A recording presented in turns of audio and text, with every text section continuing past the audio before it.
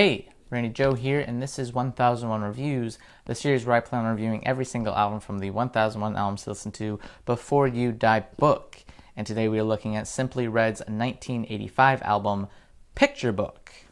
Picture Book was released in 1985 under the Elektra label, with production from Stuart Levine, art direction Peter Barrett, nationality UK, and a running time of 44 minutes and 22 seconds. This album by Simply Red is the debut album from Simply Red, which very firmly and confidently mixes in many genres and aspects of other genres into a quite cohesive package. It blends in elements of jazz, R&B, soul, funk, and even a bit of new wave all into this fantastically well-polished album. An album that continually manages to build upon itself with these different aspects and genres.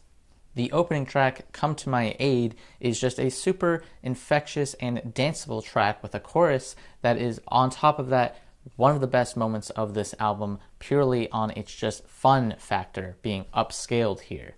And this song in particular really opens things up by showing off the funk, soul, and R&B all at once in one track. And it's because of this that it really makes for such a great opening track. But there really isn't many jazz elements to that. Instead, that is saved for the second track here, Same Old Red, which is easily the jazziest song on the entire album, really feeling as if you are at a jazz concert in a way by replicating this crowd effect. The production of this song is really the best thing about it because the artificial crowd that is mixed into the song here feels very authentic and real. You really do feel as if Simply Red is performing at a live audience here, despite the fact that it isn't a live performance. And the crowd is never too overbearing over Simply Red and the band's performances here, but instead is mixed so well in here that it kind of feels as if it is part of the background while the band is part of the foreground, just as a great live performance should be recorded. The crowd's cheering and claps never take away from the band's performances here and really just continuously adds to this style and atmosphere. It is so moody that it really makes for such a great jazz song. On top of that, Mick Hucknall, the singer of Simply Red, is singing in a very nice hushed and low tone, which complements the jazz aspects of this song. Another great thing about this album is how much Simply Red is able to wear their influences on their sleeves. For example, most notably is the Talking Head influences on this album just feel very much present throughout this whole album, especially in 3 of the tracks on here. The first of which is the song Look at You Now, which really does feel as if it is something that came right off of Talking Head's Remain in Light. The amount of texturing and layering of instruments in this song constantly being built upon each single one. On top of that, the chanting, almost singing like backup singing in this song really do feel very Talking Heads-esque, with Remain in Light kind of doing a lot of these same things. And what you get is a very instrumentally fun-filled dance track that is something that Talking Heads was doing on Remain in Light, but Simply Red does it here with their own jazzy and funky twist. And continuing with this Talking Head influence, there is also the song Heaven, which is literally a cover of the song Heaven by Talking Heads, and as a result, you can very clearly see that they are fans of Talking Heads themselves. And honestly, there's not a whole lot I can criticize about this song. I think Heaven as a cover here is done pretty well. I mean, it's a safe one-to-one cover. There isn't too much of a twist. There's not too much being changed or influenced. The tempo isn't sped up too fast or slowed down too much. It is kept almost identical to the original Talking Heads version, which in some ways could be argued that maybe it kind of falls flat, because why even do a cover if you're not going to change anything? But there is a bit of a twist that Simply Red adds to it that does make it feel a bit unique and a bit of their own while not diverging too much from the source material. And that is the overall jazz twist that Simply Red is doing quite well on this song.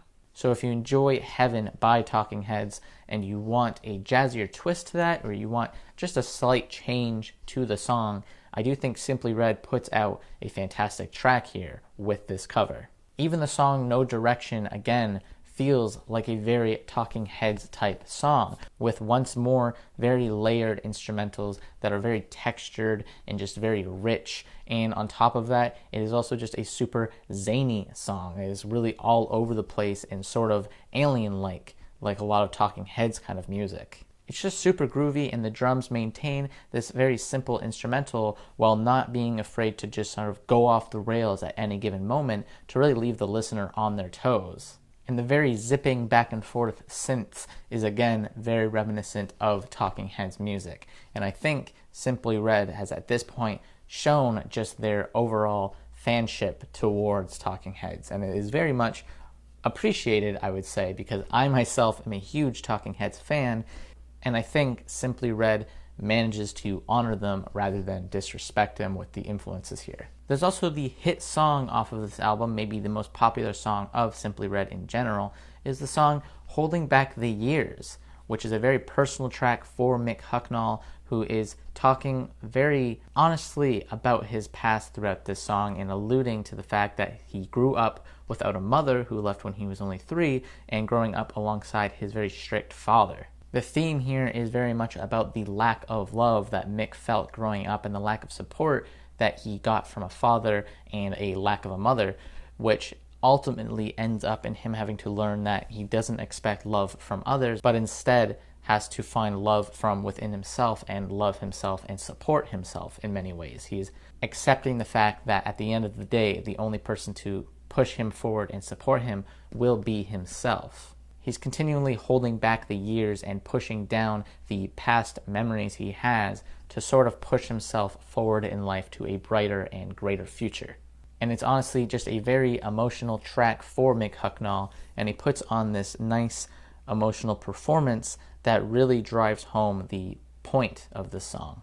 Mick Hucknall's singing and performance here really drives home the emotion of this track as he contemplates his sorrowful life. But even still, with an album that feels like it has so much to offer, there are some misses here. For example, the song Jericho doesn't do a whole lot for me personally. At 6 minutes in length, Jericho feels like it is way too bland and boring to really keep up its runtime. It doesn't really change up enough or do a whole lot. Performance-wise, instrumentally, production, honestly, all of it is kind of flat in this track, and as a result, this ends up being quite a forgettable one at that. If you're going to have a song that is at 6 minutes in length, you need to offer a bit more variety than just this very slow tempo, which makes the song feel even longer than it already is. There's also the song Red Box, which also, again, doesn't do much for me. It's very similar to Jericho in terms of just how bland it feels and doesn't really do a whole lot for me personally. It doesn't really feel like there is as much care and attention in this track as there is many of the other great tracks on this album. But aside from that, most of this album is a great blend still of many, many genres, especially jazz, soul, funk, and R&B. Those are all very prominent in this album, and honestly, I love most of what is being put forward here, and I think it also stands the test of time and doesn't feel dated at all, despite coming out in 1985. For that, the soft rating of this album came to a 7.7 out of 10, but I will go ahead and harden that rating to a 7.5 out of 10. A slight decrease because of its overall misses on this album, but even still, I think there is a lot to be offered here in terms of just overall enjoyment. But at the end, I contemplated back and forth if this album is an essential listen before you die. Is this something you need to listen to before you die? I would argue most likely no, and I think that really comes down to the fact that a lot of what's being presented here has already been done by their influences. Talking Heads, for example. Yes, Simply Red honors it and does a great job at kind of representing them in a way, but at the same time, I could also just listen to Talking Heads before I die rather than this album, and I would get a better version of that. So is this absolutely essential before you die? Is this something you must listen to? No. And for that, it gets a NE for not essential. But if you do like jazz, R&B, funk, soul, you want a good blend of all that, then yeah, give Picture Book by Simply Red a listen, because it does do a fantastic job at covering all those bases. But anyways, that pretty much does it for this review. Let's go ahead and see what the next album we are going to listen to is in the 1001 Albums to Listen to Before You Die book. Random number generator 1 to 1001, generate 812, which is 812 being Stereolab's Emperor Tomato Ketchup. What a name for an album, by the way. So give that album a listen. I will review that in about 1 week from now. Anyways, that pretty much does it for this video. If you liked it, please hit like and subscribe if you want to follow along and listening to every album from the 1001 Albums to Listen to Before You Die book. And as always, my name is Randy Joe, and I am signing off.